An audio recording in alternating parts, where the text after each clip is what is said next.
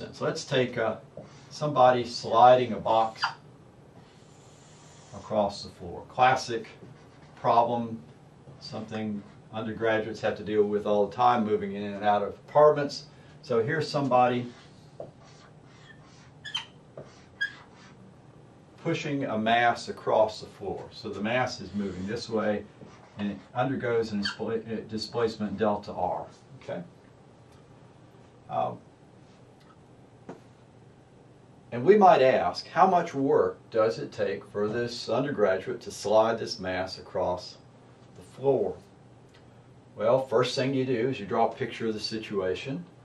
You put in all of the forces that are acting in the situation. So I've got the student exerting a force, we'll call that F sub S. Let's call it F sub P because it's pushing. The student is pushing down here on the block. This is not a force. We've got mg pulling down on the block. We've got the perpendicular force from the floor pushing up. And we've got the force of sliding friction, F sub S, is equal to mu sub k times the absolute value of F perpendicular. Okay. So I count 1, 2, 3, 4 forces in moving this object. Okay. I can ask the question, which of these forces are actually doing work? If I have the force of if I have mg pulling down and delta R is going that way, let me call this the weight.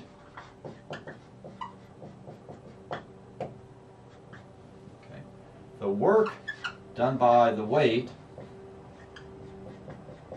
is equal to the dot product of mg dot producted with delta R. And that should be equal to just mg, the absolute value of mg plus the absolute value of delta R times the cosine of the angle between them. Okay. Well, if the weight is pulling down this way and delta R is going that way, the angle between them is 90 degrees. So this is the cosine of 90 degrees. The cosine of 90 degrees is, that's 0. So the work done by the weight as this box moves across the floor is 0. Because the weight is pulling down, it's perpendicular to the direction of motion of the box. Same thing applies for the contact force perpendicular between the box and the mass. The contact force pushes up, so it's perpendicular to delta R, so this force is not doing any work either. The only two forces that are doing work in this system right now are the force of static friction and the force of the student pushing. Okay, so let's see how we could handle that. Let's start off with the force of the pushing. Let's suppose the student is pushing down at some angle theta here. Okay. Then the work done by the student is equal to the absolute value or the magnitude of the force of pushing times delta R times the cosine of theta.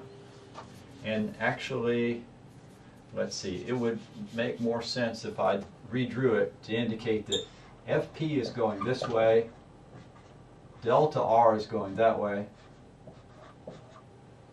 So I can call this theta. And so that's the work done by the student. The force exerted times delta R times the cosine of theta. And since the force is pointed in the same direction the delta R is, this is going to be greater than 0. This is going to be positive work.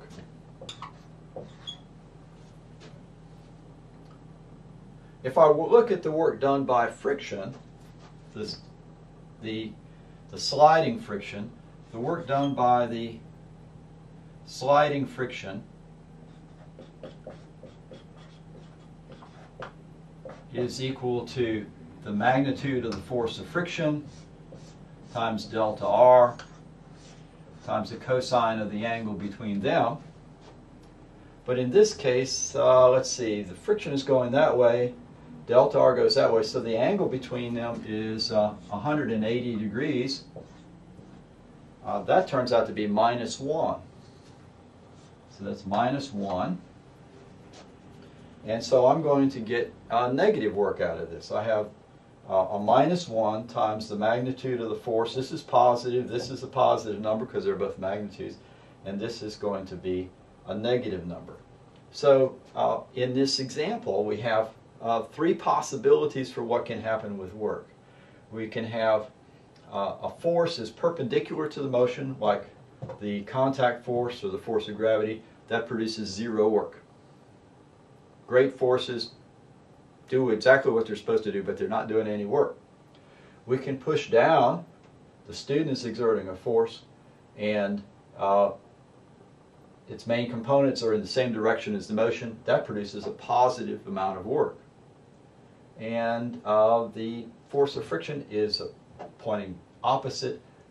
That is doing negative work. So you can have a force doing zero work, positive work, or negative work.